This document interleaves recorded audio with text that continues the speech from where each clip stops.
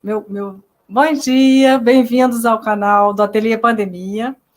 O meu nome é Ana Cante, eu sou professora de História da Arte da Escola de Belas Artes, da UFRJ, e hoje eu vou ser a mediadora da conversa que a gente vai ter aqui com o Júlio Sekiguchi, que é artista e professor da EBA também. O Júlio, ele é um artista já muito engajado, às vezes, também com um grupo. O grupo, talvez você já tenha ouvido falar do Imaginário Periférico. Ele é um dos coordenadores desse grupo, que reúne umas 300 artistas da Baixada Fluminense. E hoje a gente vai ver, daqui a pouco, um vídeo, que a gente vai ver o ateliê do Júlio, e depois a gente vai ter uma conversa com ele. Júlio, dá um bom dia aí para a gente também. Bom dia para todos.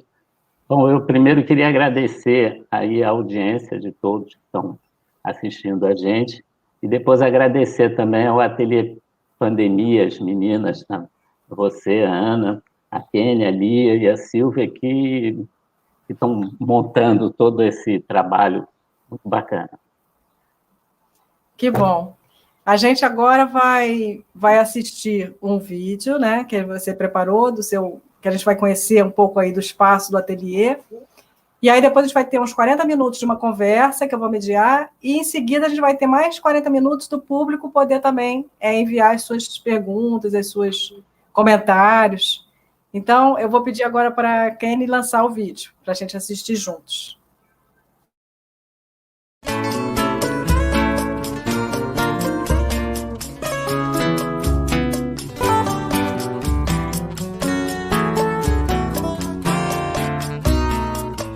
Zaya za za za za za za za zaya, zaya za za za zaya za za zaya, zaya za za za za za za za za zaya. Toda cabeça é uma casa feita, janelas e portas abertas, por onde sonhos, desejos e ideias e os anseios sabem seu lugar. A vida é breve só pra quem tem pressa. Eu ando calmo, mas a hora é essa. As rezas, as velhas ervas, o couro cru no tronco da madeira, no coração. O tempo brinca no quintal, rodas de folhas pelo chão. A andorinha anuncia o temporal cair. Chuvas de verão não fazem mal. A casa aberta, coração lavado, lágrimas de Deus. A casa aberta, coração lavado, lágrimas de Deus. Cabeça feita é uma casa aberta, que a liberdade mora lá inquieta. Num vai e vem, num entra e sai, o vento bate, a ideia vai. O tempo brinca no quintal, rodas de folhas pelo chão. A andorinha anuncia o temporal cair. Chuvas de verão não fazem mal. A casa aberta, coração lavado, lágrimas de Deus. A casa aberta, coração lavado, lágrimas de Deus. Toda cabeça é uma casa feita, janelas e portas abertas, por onde sonhos, desejos e ideias e os anseios sabem seu lugar. A vida é breve só pra quem tem pressa. Eu ando calmo, mas a hora é essa. Oi, Júlio! Que lindo! Olá. Né? Eu gosto muito de ver tanto essas imagens quanto a música.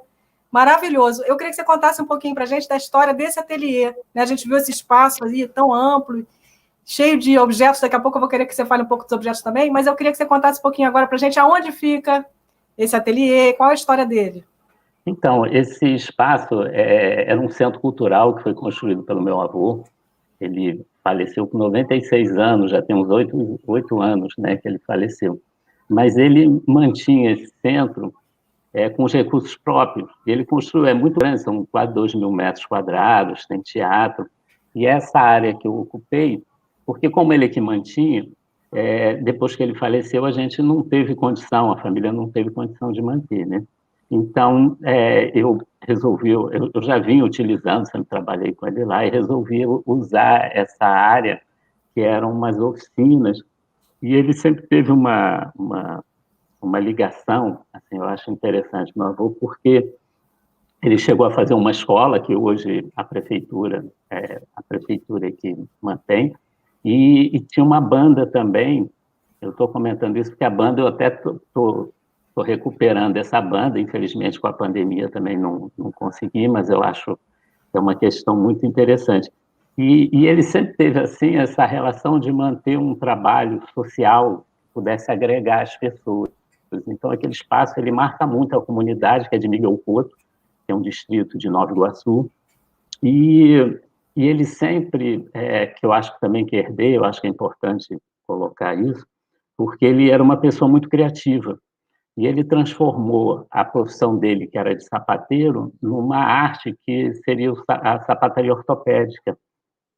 E eu acho que por conta disso, no vídeo até aparece uma parte que chama Lavorarte, que era o nome que ele deu a esse corredor, que era trabalho e arte junto. Que legal. Então, aparece também um molde, né, de sapato, de sapataria? Isso, que é o molde com que ele fazia, porque para fazer o sapato ortopédico, cada pé tem que ter um molde específico, né? Não é um padrão. Então, tinha esse lado também da escultura, que eu acho bacana, e aí tem um trabalho que eu faço uma escada comprida, que eu boto os moldes como se eles estivessem subindo ao céu, né? E eu acho que isso é muito interessante, porque era assim, ele trabalhava com essa questão do trabalho manual, que eu considero assim, que não é um trabalho alienado, né? A pessoa entende o processo do começo ao fim, né? É diferente da gente trabalhar numa indústria que a gente só vai saber, vai ser especialista em apertar um parafuso, né? Ali não, eu acho que tinha esse lado que eu acho que é bem importante da gente ter esse conhecimento do processo todo, que é muito ligado ao artesanato. Muito bacana. E a gente vê que tem muitos objetos, né? Assim, umas coleções, e que você mais ou menos foi organizando. Tem uma parte que é um monte de tesouras, outras várias plantas. Como é que se dá isso, assim, como é que chegam esses objetos até você? Ou você que vai à cata deles? Eu moro no Meia e o ateliê em Nova Iguaçu. Então, nesse trajeto, isso já há anos, né, que eu faço isso. Eu nasci numa granja lá em Miguel Couto, e nesse trajeto a gente encontra muita coisa que é jogada fora, e tudo isso eu vou recolhendo com o meu carro. Eu vou vendo e vou recolhendo e vou guardando, e como as pessoas sabem que eu tenho esse espaço, aí muita gente também fala assim: Júlio, você quer isso aqui? Aí eu sempre acho assim, a gente não pode recusar, porque se a gente recusa uma vez, a pessoa nunca mais oferece, né?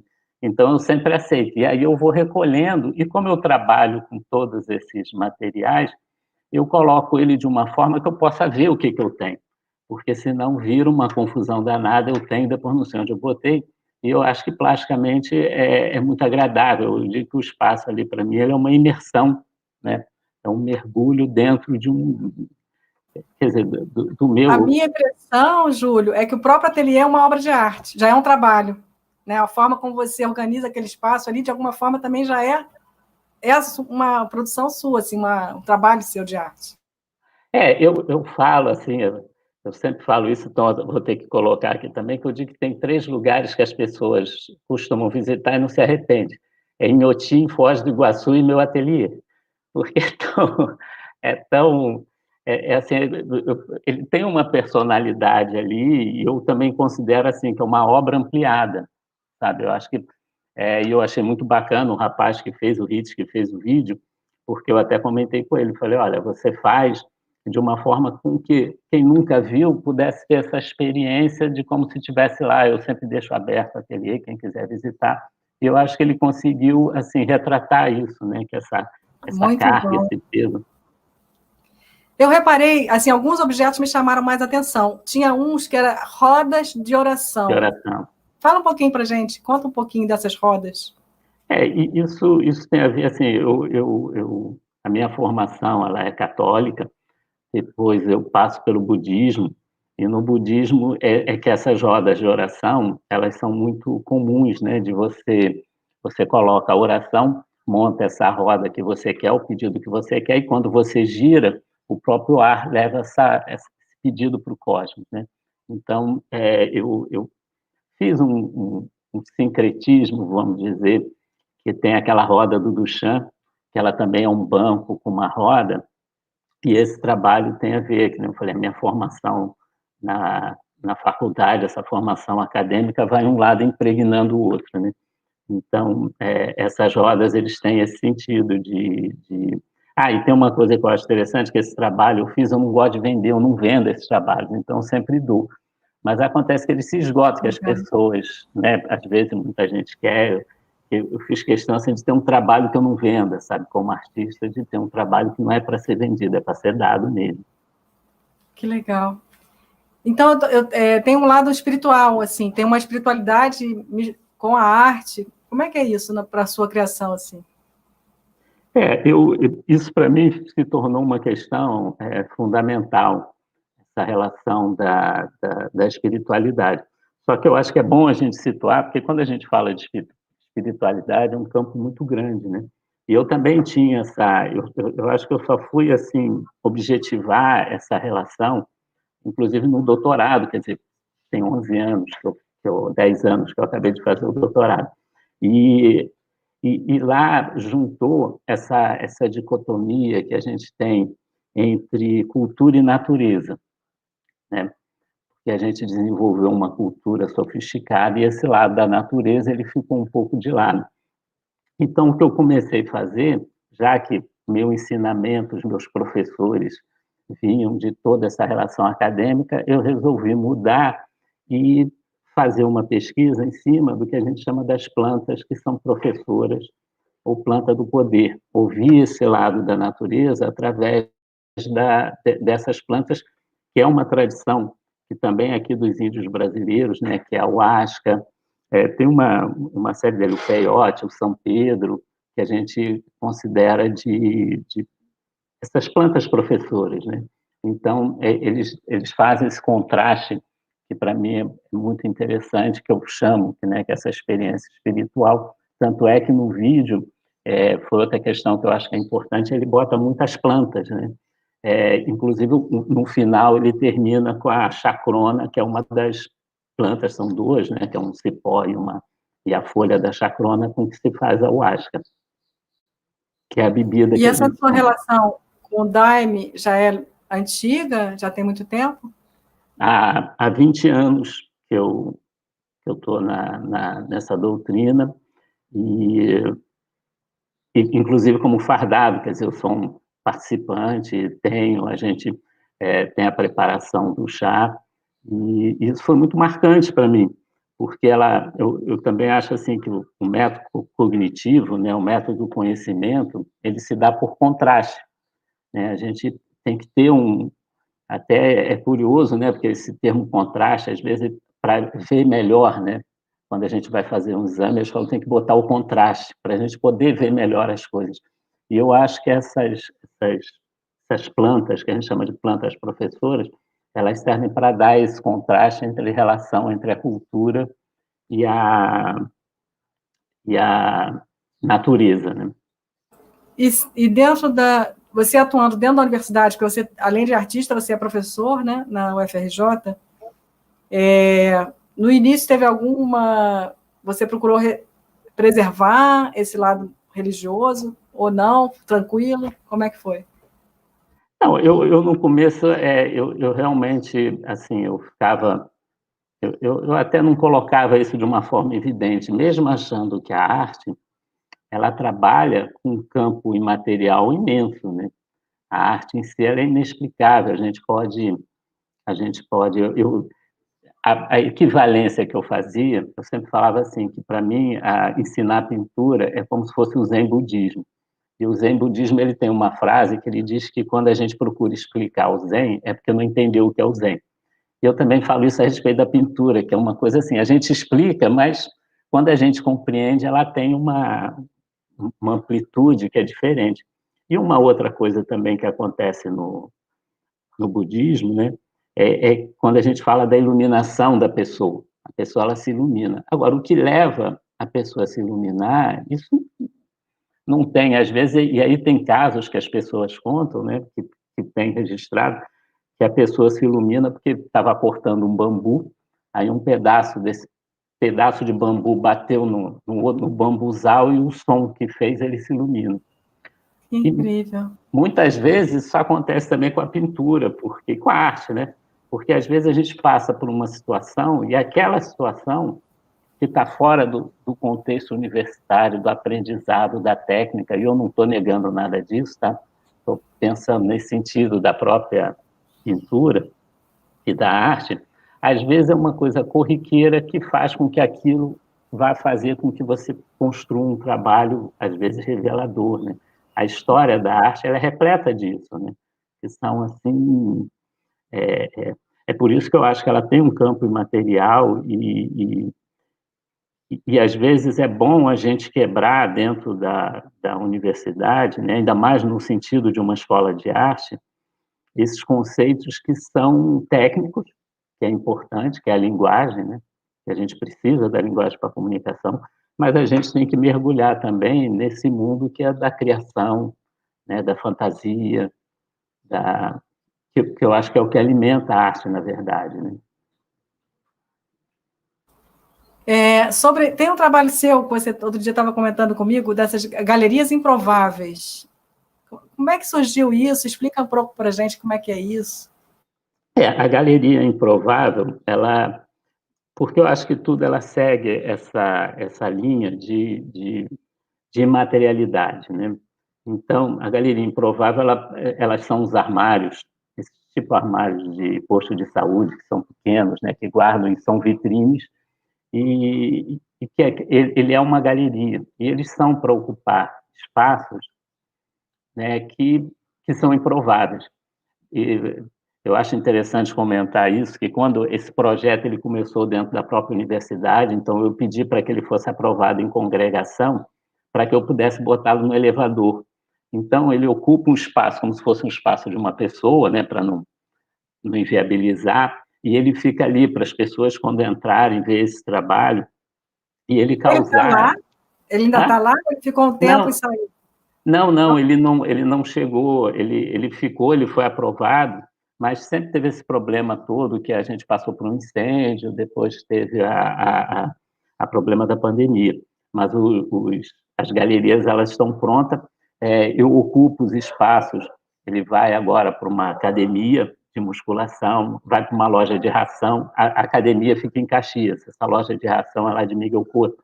Então, e a ideia é essa, e eu fiquei sempre pensando o que seria, né, esse objeto. Aí eu achei um nome que eu acho muito interessante, que é intertício, né? Porque tem uma equivalência, o Duchamp, ele fala do que o objeto de arte, ele ocupa um espaço que seria o espaço do infrafino, né? Que são espaços da nossa realidade que não são muito bem definidos, né? E eu acho que o interstício, ele tem esse cunho também, com uma língua portuguesa, eu acho interessantíssima, né? Como é que tem uma palavra para tudo, né? Então, porque o interstício, ele não é o começo, não é um vazio, ele é uma breve ligação entre o espaço e o outro, porque o É uma espaço... palavra linda mesmo. Aí eu digo que é um objeto artístico intersticial, porque quando ele vai para o local, ele faz essa ligação, né, de um espaço com o outro. E ele ocupa, porque não é um vazio, não é um oco, depois eu fui estudar, né, que fala assim, é dentro de um objeto, né, então você tem uma massa, e aquilo ali pode ter uma parte que seria o oco, mas ele pertence àquele objeto. O interstício não, ele faz uma ligação entre um campo e o outro. Eu achei super justo essa galeria improvável ter essa, sabe assim, da gente conseguir localizar. Isso também eu acho que é importante, né? A academia, Parece que vai interligando, você está interligando campos que normalmente a gente vê separados. Exatamente. Né? Que eu acho que o meu trabalho hoje, o que ele procura fazer é isso, é ligar essa relação que seria da natureza, que para mim é fundamental, né, ela é fundamentalmente espiritual, com a cultura, né? Então, todo o trabalho, ele tem, eu acho assim, a minha produção, ela tem essa função que é fazer essas conexões, né? Eu acho muito bonito quando diz que uma das funções da arte é criar pontes, né? Parece a história do Agora Pacto mesmo, Pontífice. a gente parece que está no interstício também, né? Tipo assim, essa pandemia fez a gente como se estivesse no intervalo. Como é que você está vivendo isso, assim, no seu confinamento do ateliê? E a gente falou um pouquinho agora aqui do fundão, né, você falou do elevador. Faz falta isso, né, o presencial? Como é que se deu a relação nas turmas agora, esse período que teve que ser tudo remoto? Está tendo remoto, né? Está tendo. Tanto é que essa nossa conversa aqui, ela vem por conta disso, da gente não poder ter esses encontros, então vai fazendo esses encontros com essas mídias, que eu acho que é importante para a gente também poder colocar, explicar o que são os trabalhos, né? Eu achei também, como para mim, como para todos, que foi um momento da gente pensar a respeito do mundo como ele está hoje, né? E vou até pegar aqui uma parte que eu achei que é bem bacana, que para mim ela foi o seguinte, que quando a gente pensa nessa situação toda que a gente está passando, né? Eu acho que ele é professor, o Viveiro de Castro, ele é da UFRJ também, um antropólogo, que ele coloca uma série de questões que são importantes, por exemplo, que a gente está retirando hoje do mar muito mais do que o mar consegue repor, né? Então ele coloca como se isso fosse um suicídio nosso, tá? Porque isso vai ter uma crise. Tem um outro dado também, que assim, eles sabem que pelo menos umas 500 espécies vão desaparecer, espécies vivas, vão desaparecer da face da Terra daqui a 2, 3 anos, e também nada vai ser feito por isso. Então, aonde que a gente quer chegar? Eu acho que é fundamental a gente ter um processo, eu acho que a arte, para isso, ela é importante, um processo evolucionário, sabe? Da gente mudar realmente o nosso ponto de vista, né? Tem aquela... Você acha que tem a ver com uma consciência planetária, uma consciência de que está tudo interligado? Sim, aí, quer dizer, nessa conversa a gente vai começando a fechar, né, uma história que eu acho que sim. E a coisa, quando eu falei do contraste e falei da ayahuasca, é porque ele me fez uma referência que foi muito interessante, que quando a gente faz uso dessas que chama das substâncias, que são, que a gente chama das plantas professoras, uma coisa que é muito intensa é esse sentimento de que a gente faz parte de um todo, sabe? Que é essa consciência de que está todo mundo interligado.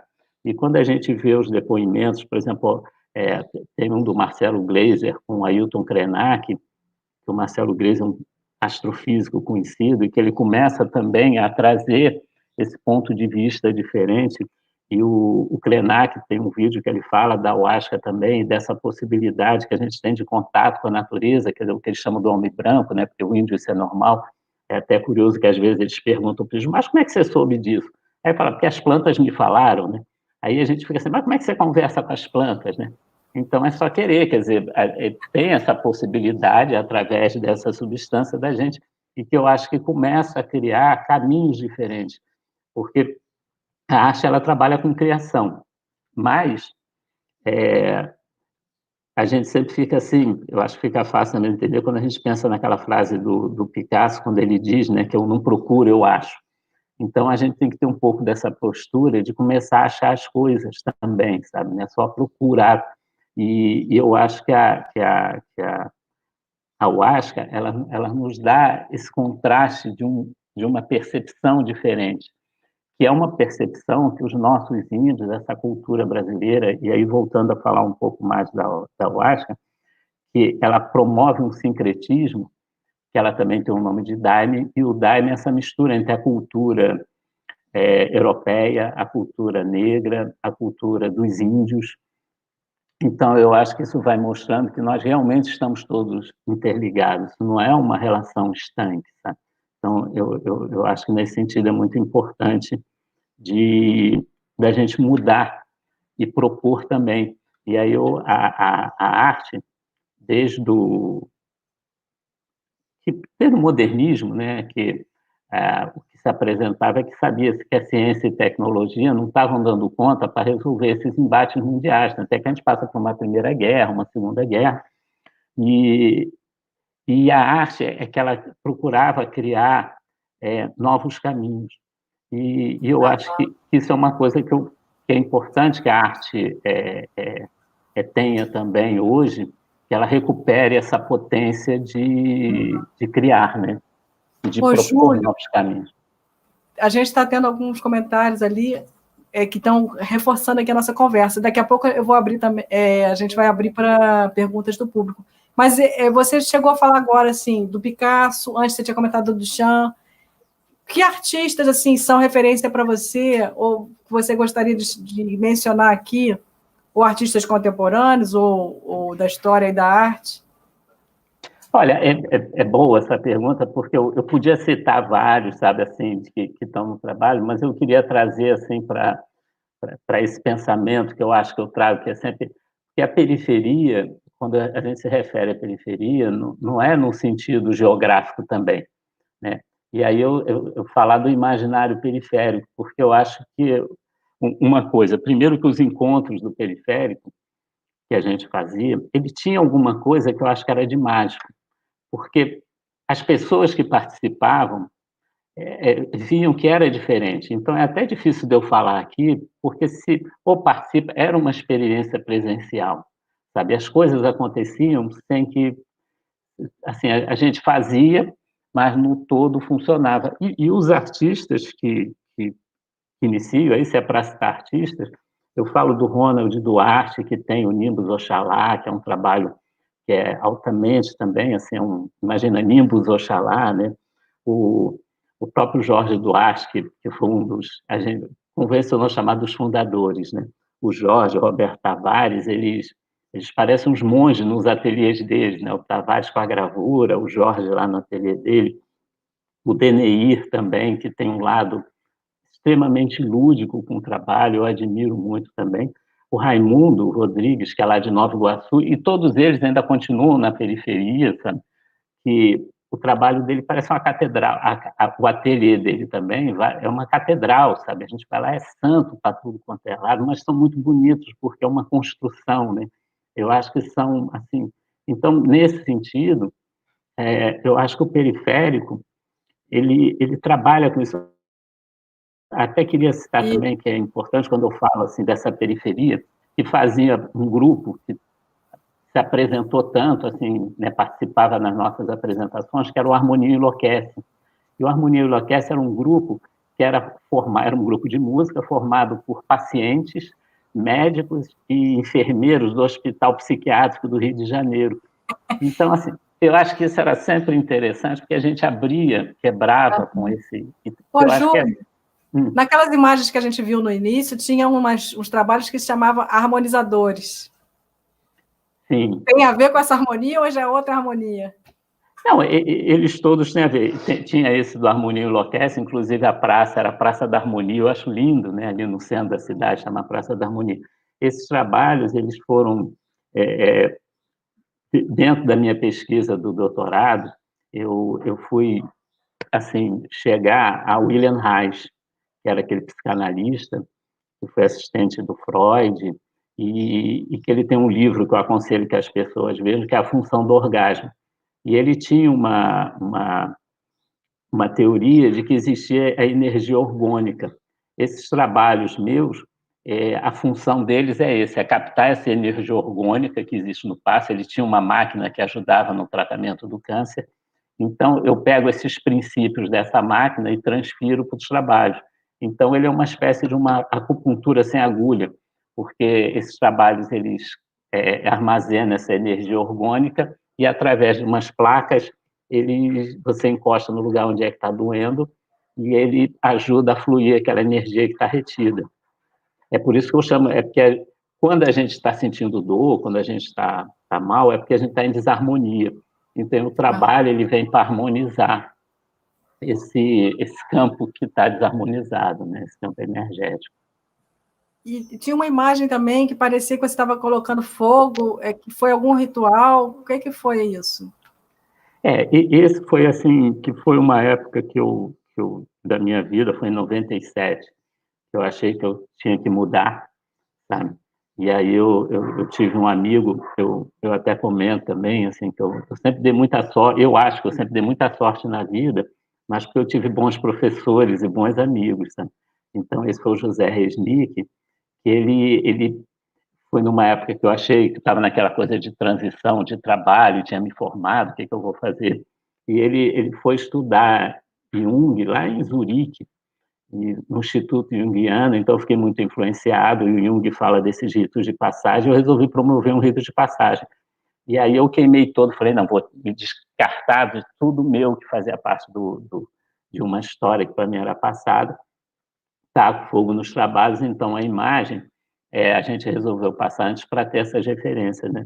Que foi um momento que eu taquei tudo, zerei tudo novamente, eu acho que foi importante, porque a partir dali algumas coisas começaram a acontecer para mim, já rumo a essa relação de uma questão da espiritualidade. Nas imagens que aparecem, eu boto ali um trabalho do Velázquez, que é Santo Antão, e Santo Antão ele inaugura essa coisa dos padres do deserto. E eu acho que o meu ateliê tem um pouco disso, eu admirava, eu falava assim, poxa, a história de Santo Antão, achava tão boa. E eu falava, mas eu não tenho deserto, né? Eu pensava, eu queria mesmo ir para o deserto. Eu falava, eu não tenho deserto aqui. Mas aí o meu fica lá em Nova Iguaçu, né? Lá em Miguel Couto Ateliê, porque eu fico sozinho lá trabalhando. Mas eu quero dizer que ele é aberto para visitação também. Quem quiser pode entrar em contato, que a gente visita. Eu fico muito satisfeito em apresentar. Eu vou fazer mais uma pergunta minha e depois eu vou abrir para o público também entrar com as perguntas. A minha pergunta tem a ver com o nome, porque eu sempre te conhecia como Júlio Sekiguchi. E agora você colocou Júlio Ferreira Sekiguchi. Por que isso? Isso é uma homenagem porque o Ferreira vem também do meu avô, que fez lá o Senac, que é onde eu estou. Então, eu assumi um lado que eu acho que a minha aparência, aparentemente, tem muito mais de japonês, mas eu resolvi colocar o Júlio Ferreira por conta da história, né? Que eu falei, pô, a gente carrega essa história, a gente tem todo um histórico, e que isso faz parte, eu acho, do artista, assim, da vida dele refletir. Então, a gente procura ter uma coerência, e essa coerência eu podia chamar também de uma harmonia. A gente, eu acho que tem que ficar numa harmonia com esse cosmos, né? com esse todo. Eu acho que a gente começa a ter uma compreensão maior e ter uma sensibilidade maior para o que acontece à nossa volta, né? Eu acho que é sempre importante. Aí eu resolvi fazer uma homenagem aos dois lados, né? Que um é o lado paterno, que é o Sekiguchi, e o Ferreira, que é o lado materno, que é do outro meu avô. Eu acho que é importante. Muito legal. O Júlio, perguntaram ali sobre os desenhos mantra, que apareceu nas imagens, os desenhos, que eram os desenhos mantra. Você poderia falar um pouco disso? Claro. Esses desenhos, porque também, assim, juntando uma relação que eu acho que tem com a questão da espiritualidade que fazia, né, que é a concentração e essa coisa do mantra para repetir, e com a academia, porque eu vi assim, que na parte do desenho, a repetição do desenho, seria uma espécie de uma cópia, é importante, né? Como se a gente tivesse esse aprendizado. Só que é uma cópia que a gente tem que ter uma consciência do que a gente está fazendo. E no mantra, no desenho mantra, também tem isso. Só que os desenhos se repetem e a gente vai com uma forma da compreensão do desenho. Eu trouxe isso assim, como seria uma outra vertente de uma compreensão do desenho. Mas ele também vai se ligando a uma série de coisas, porque eu coloco ele muito ligado a uma imagem que eu trouxe, que eu acho que vem da Bíblia, que é a escada de Jacó, que era uma escada que o Jacó sonha com uma escada que a escada chega ao céu e as pessoas subiam por essa escada para o céu. E essa imagem para mim, é muito forte de como é que a arte pode trabalhar uma coisa para o infinito, né? E aí os desenhos mantras têm isso, porque eles não terminam, né? E a gravura também, tanto é que eu fiz uma série de trabalhos em cima da escada de Jacó, que era essa repetição do desenho, sabe? Que parece assim, era uma coisa se junta para outra, para um desejo obstinado, né? De tocar com essa coisa do infinito. Vou subir, né? Vou subir em vida, né? Vamos dizer. Legal. Ó, estão aparecendo vários comentários e elogios e congratulações, mas também uma pergunta sobre a sua experiência no ateliê na UFRJ, que dizem que você é muito atencioso com os seus alunos. É verdade?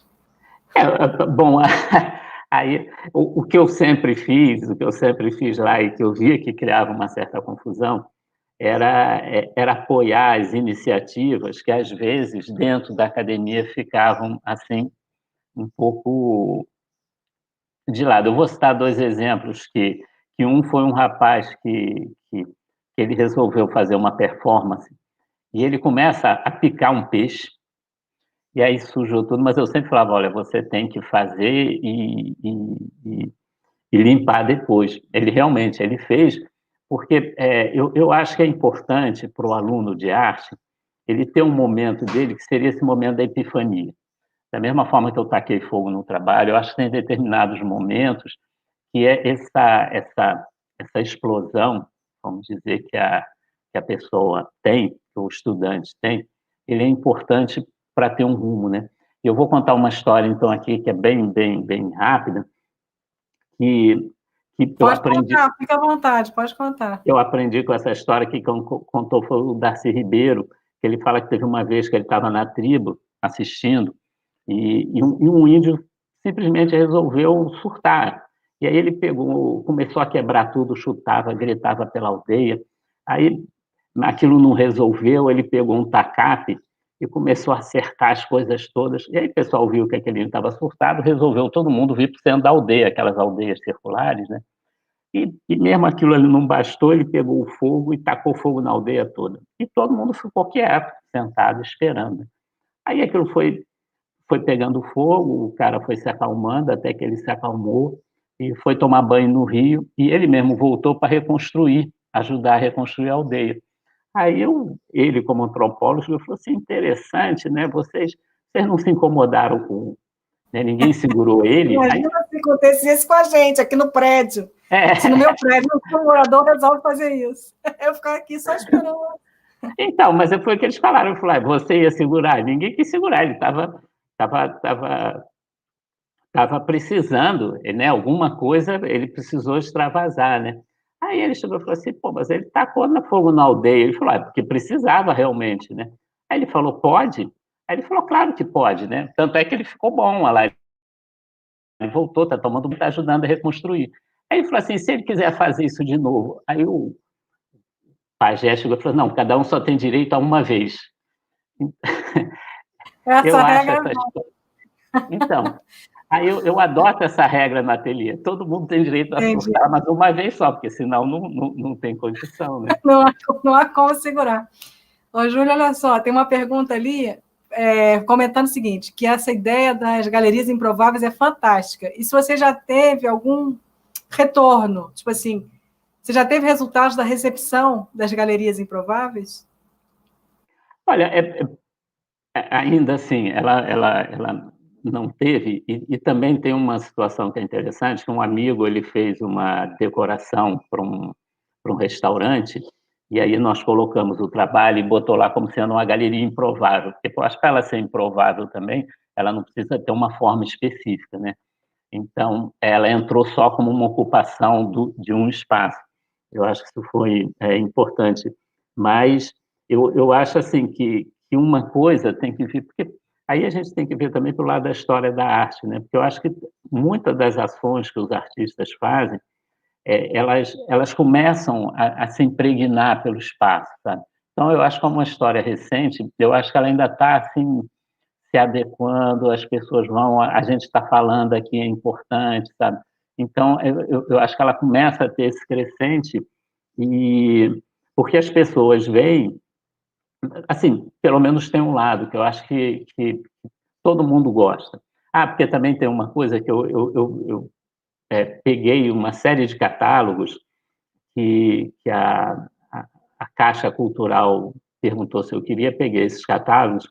Então, na parte da estante, tem uma parte que os catálogos ficam para as pessoas poderem levar, elas pegam e levam se quiser, não tem. Então, no sentido, Legal.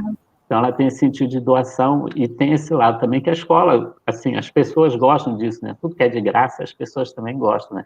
Mas eu acho interessante a gente ter um trabalho, isso também é uma coisa que sempre me interessou, da gente ter um trabalho que não tenha essa ideia neoliberal de transformar tudo num produto.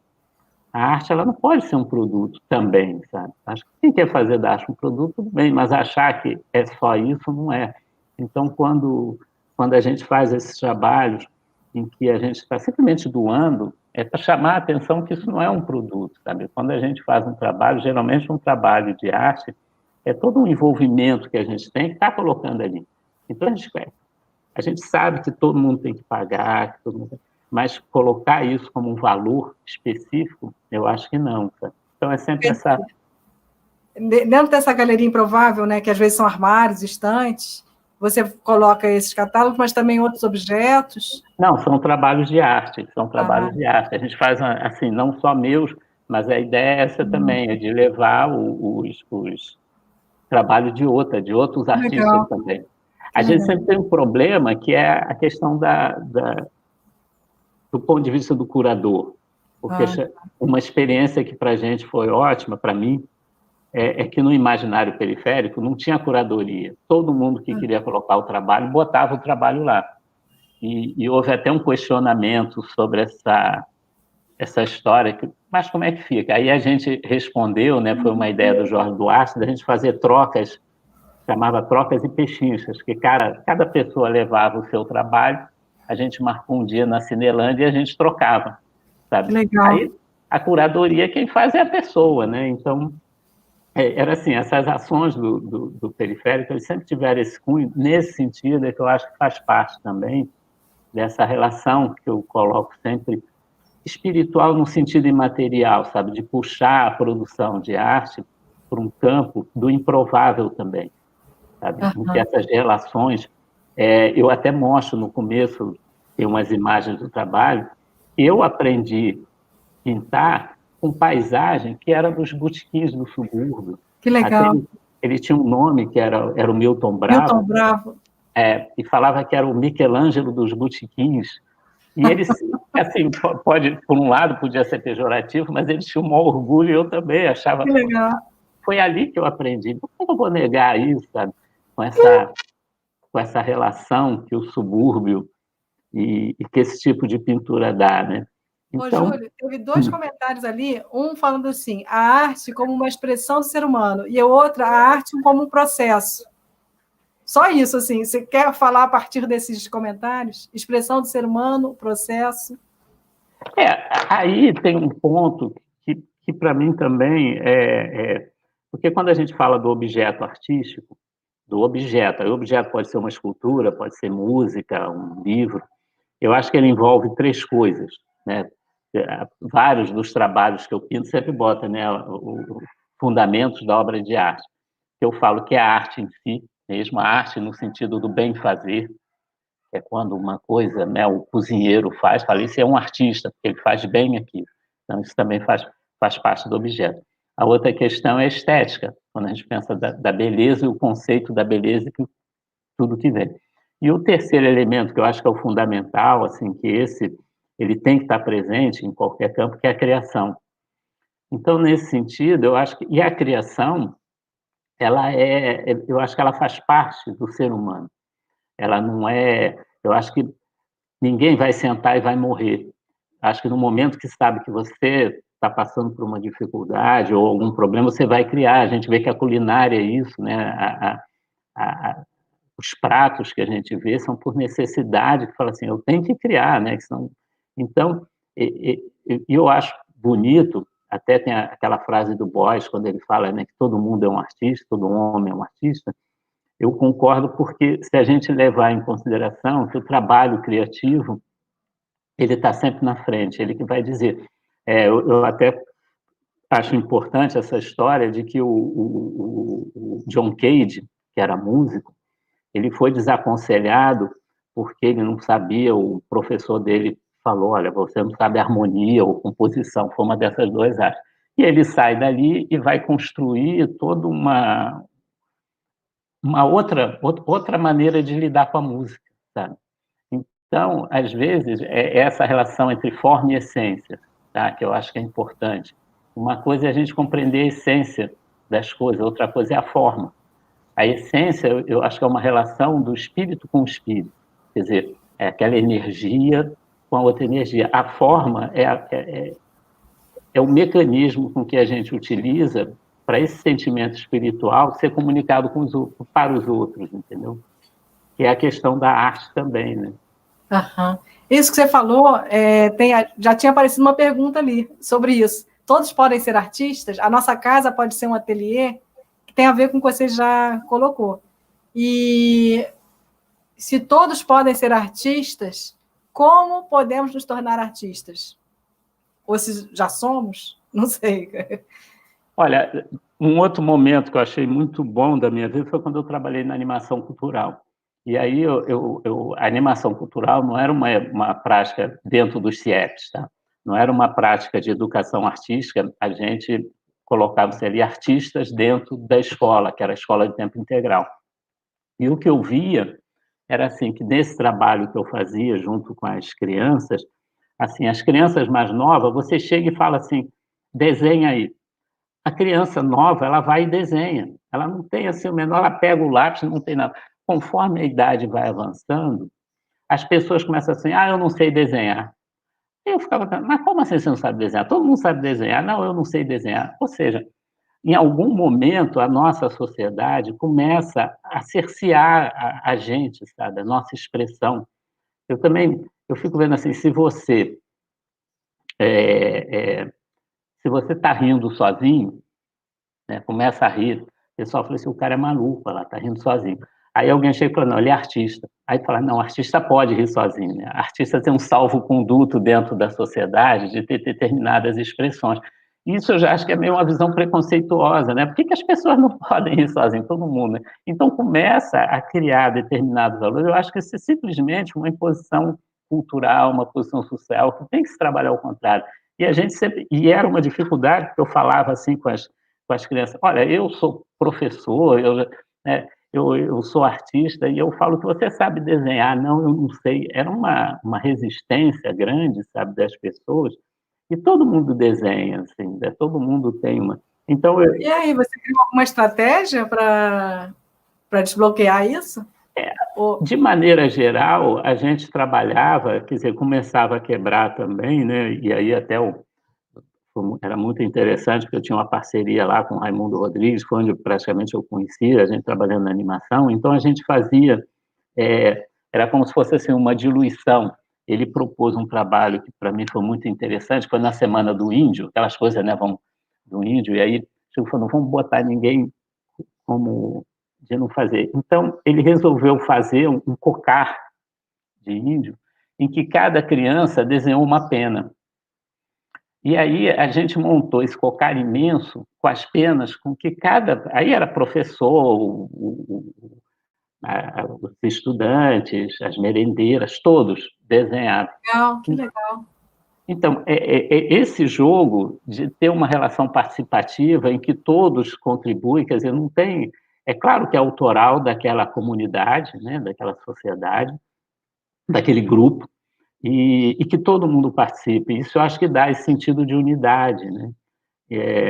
Até eu acho que é importante, porque isso a gente já tem, a gente teve uma conversa que a gente comentou sobre isso, que nas tribos indígenas, e é por isso que eu falei que a gente tem que retornar, né, a ver melhor essa questão da natureza, do que os nossos índios têm para ensinar, porque tem tribos de índios que eles foram gravar as músicas, e quando chegou por obrigação jurídica aqui no Brasil, tinha que ter o direito autoral. Quem foi que compôs essas músicas? E aí os índios falaram, olha, ninguém compõe, essa música vem do astral, a gente recebe essas músicas, ninguém senta para compor, não existe isso, tá? as pessoas que precisam recebem as músicas, e isso era uma coisa que eles colocavam.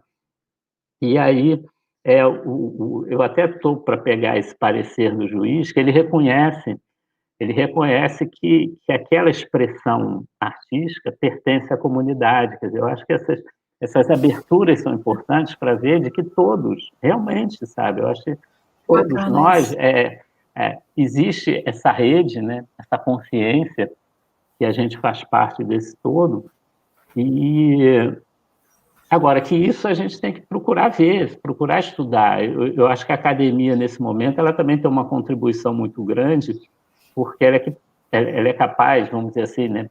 O que estrutura uma universidade? São as evidências científicas.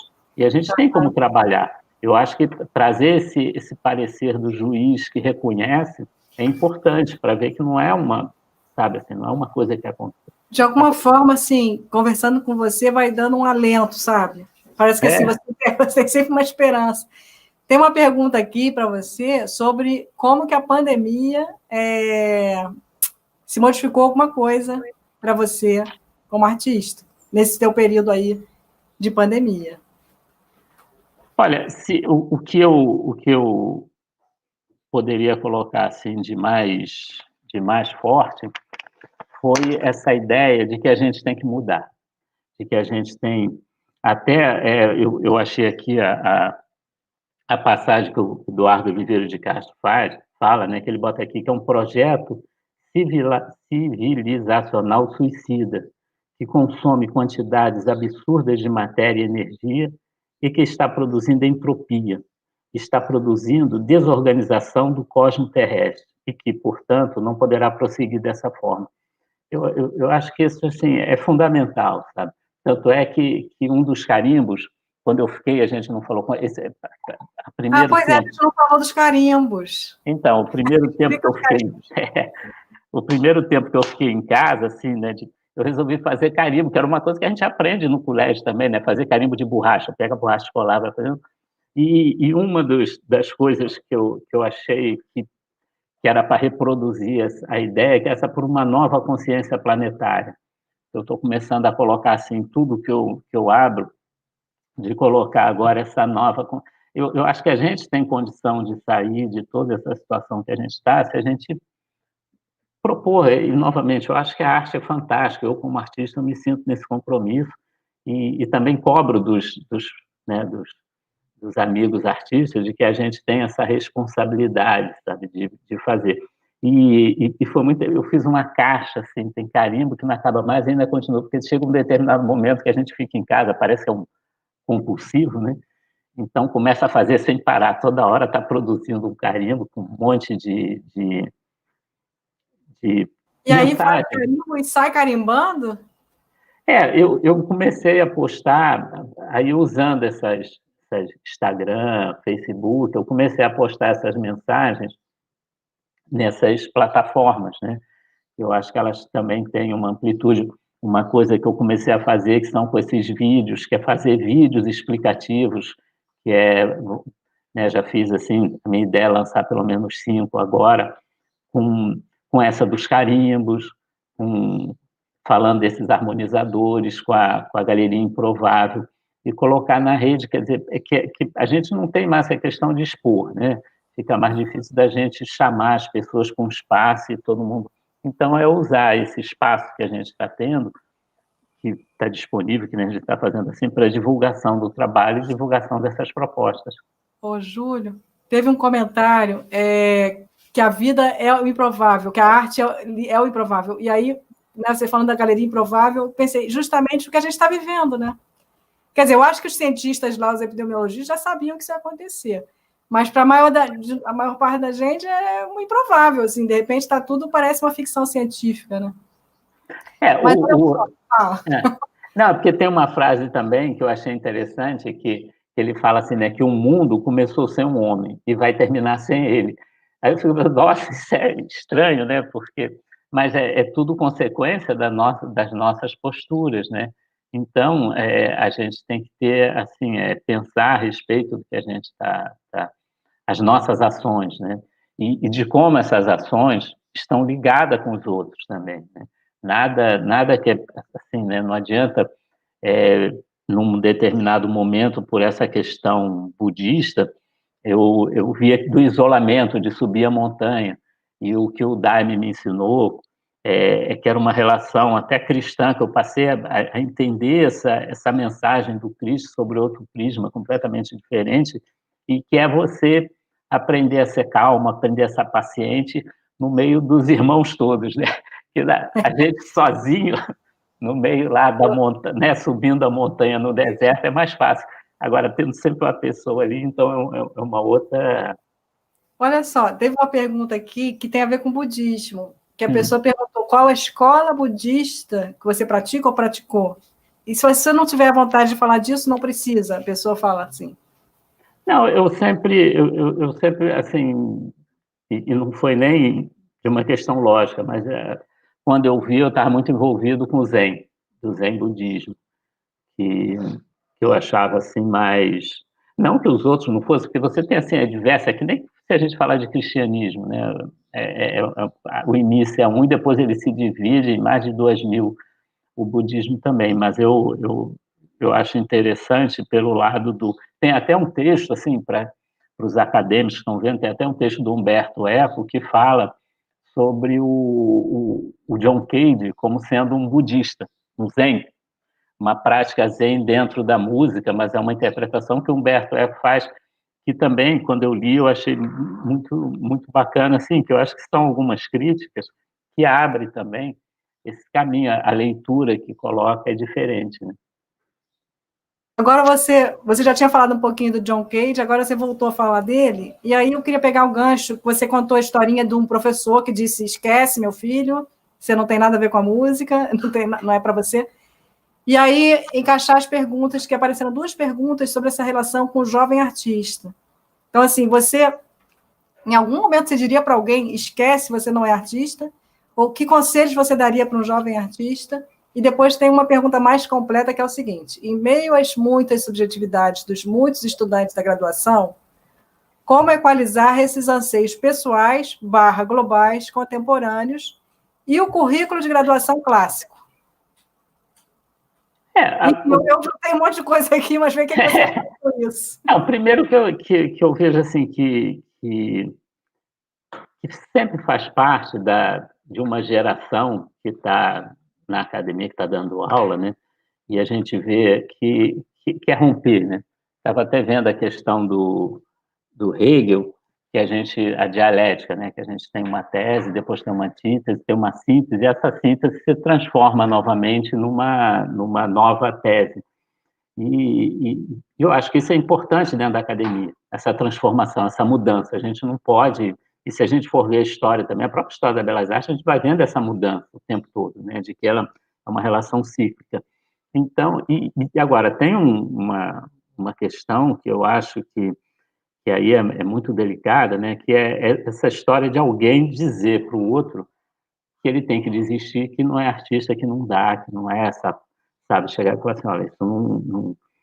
Eu acho isso, assim, tinha que sair de uma escola de arte por justa causa, sabe? Eu acho que ninguém tem... Até porque o próprio Van Gogh, nos textos, ele falava que ele brigava com os pincéis. Isso é, né, reconfortante, porque você pensa assim, poxa, se o Van Gogh estava brigando, né?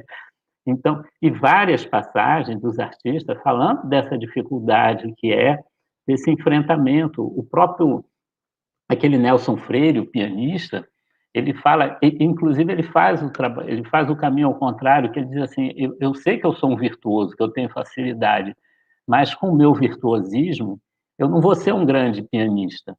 E ele aprendia, ele via os outros que tinham uma questão de uma sensibilidade maior, e eu acho que isso é uma relação, assim, inexplicável. Eu sempre conto um caso, assim, que para mim é pontual, e quem conta esse caso é o Lúcio Costa.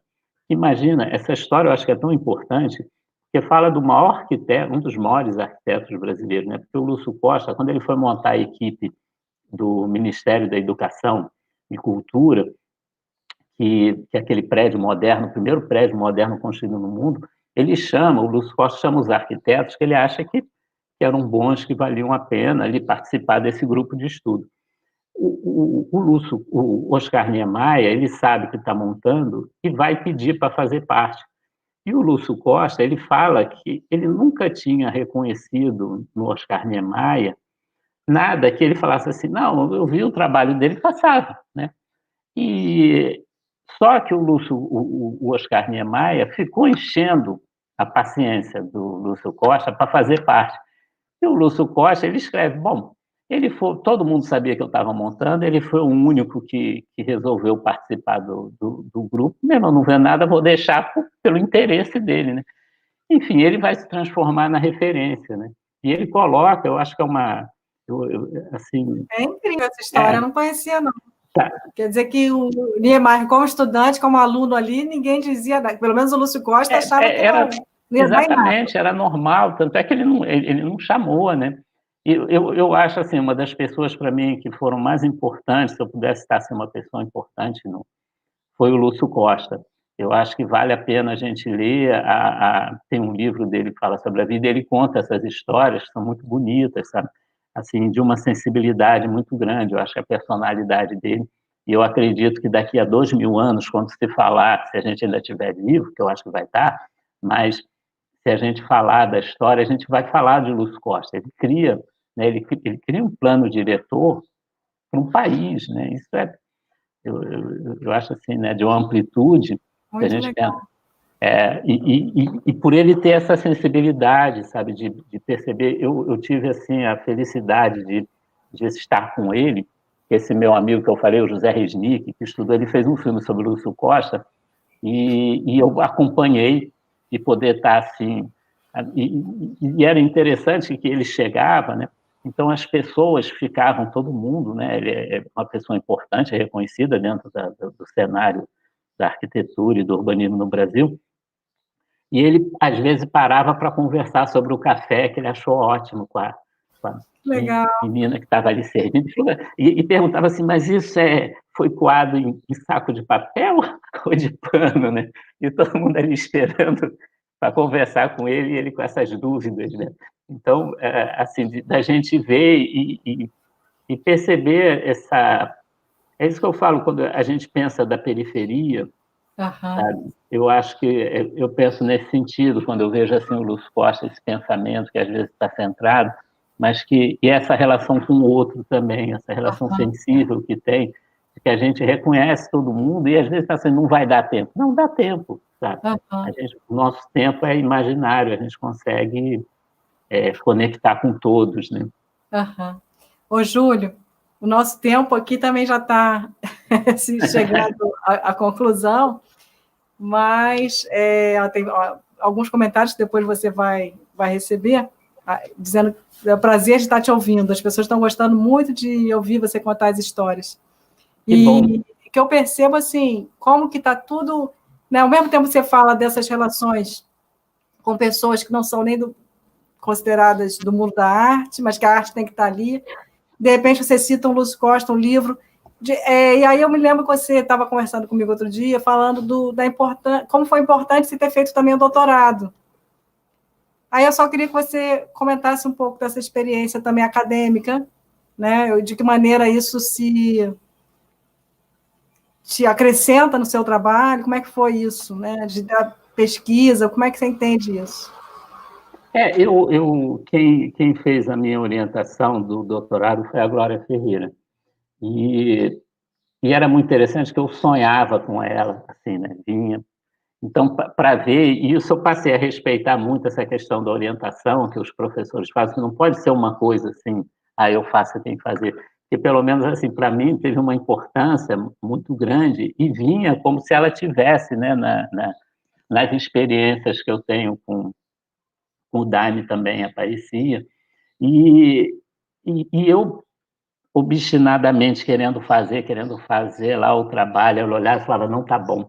Eu criei um trauma de abrir e-mail, porque toda vez que eu ia abrir o e-mail, eu ficava, se tiver dela, eu esperava que, né, assim, E aí eu continuei, ela me dava uma bibliografia, eu achei até que é importante botar, que eu acho que são 2 livros que são importantes, que é uma Arte e Espiritualidade, desde 1900, que é um livro que não tem a tradução, tá só em inglês. Você tem ele aí para mostrar a capa? Não, ele eu não tenho, mas é que eu estou procurando aqui, enquanto a gente vai falando aqui, eu queria ver...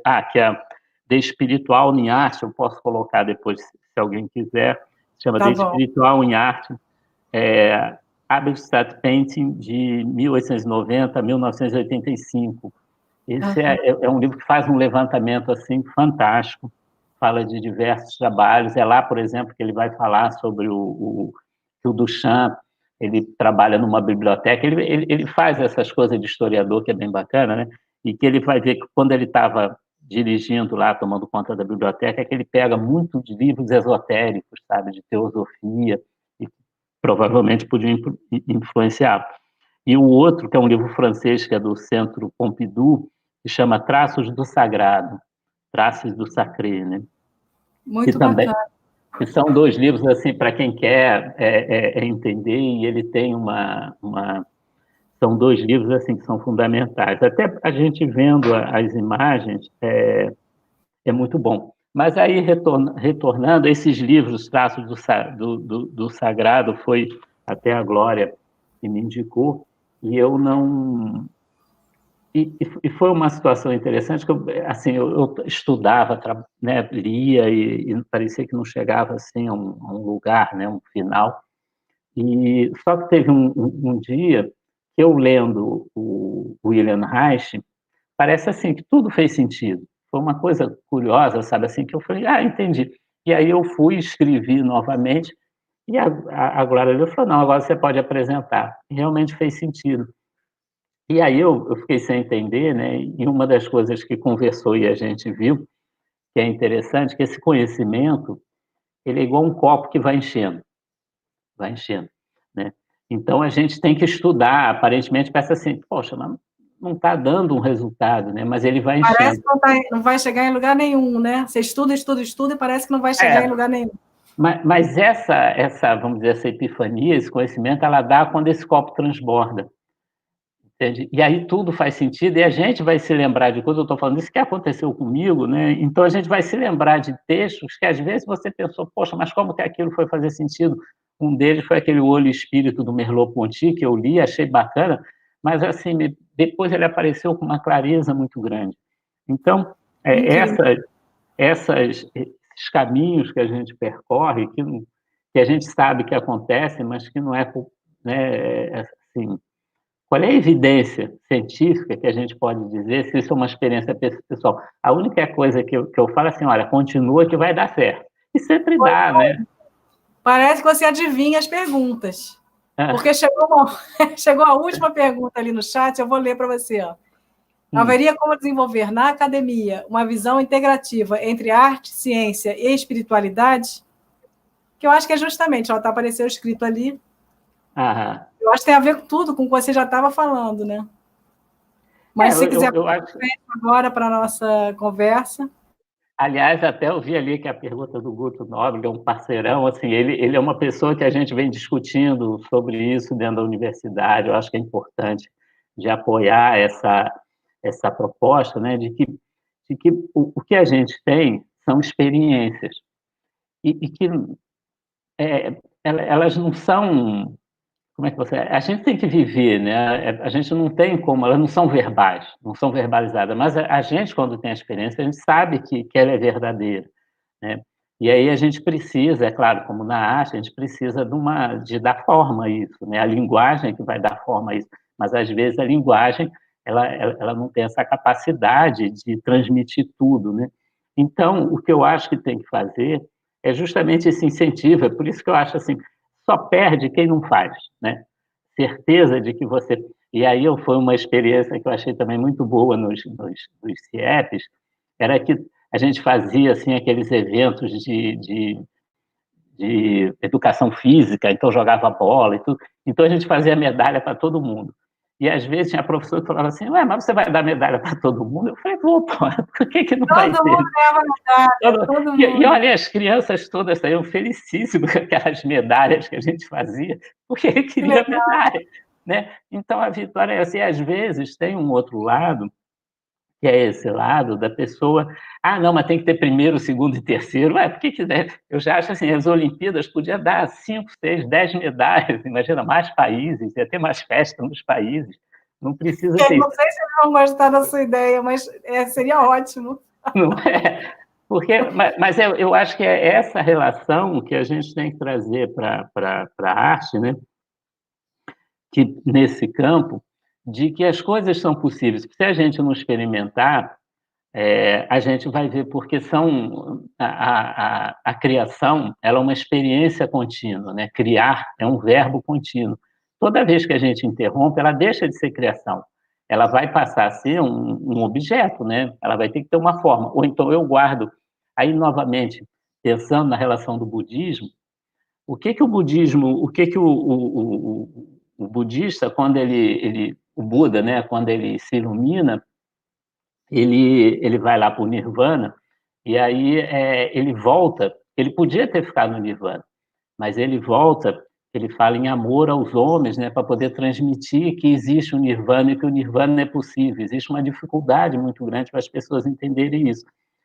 O artista, eu acho que tem esse lado, né, porque a gente tem uma experiência, às vezes uma experiência intensa, e vai compartilhar com o outro, né? Porque podia ficar só para a gente. Então, eu acho que todo artista, assim, todo mundo que compartilha a experiência com o outro é artista, sabe? Eu acho que, para mim, essa é um ponto. E tem outro também, que eu não me lembro, mas fala sobre, como diz também, que toda experiência estética é uma experiência que tem começo, meio e fim. Eu esqueci o nome felizmente, depois eu posso colocar, que é um texto muito bonito, que ele fala sobre isso, que toda experiência estética, ela tem começo, meio e fim. Qualquer experiência que a gente tenha no mundo, a gente pode considerar uma experiência estética. Da mesma forma que eu acho, se a gente tem um sentimento e a gente materializa esse sentimento de alguma forma para o mundo, a gente está sendo um artista. Agora, a potência que essa resposta vai dar, que vai ter dentro da sociedade, é uma outra questão, né? É isso, Júlio. Acho que a gente vai fechar agora com essa sua frase, que foi maravilhosa.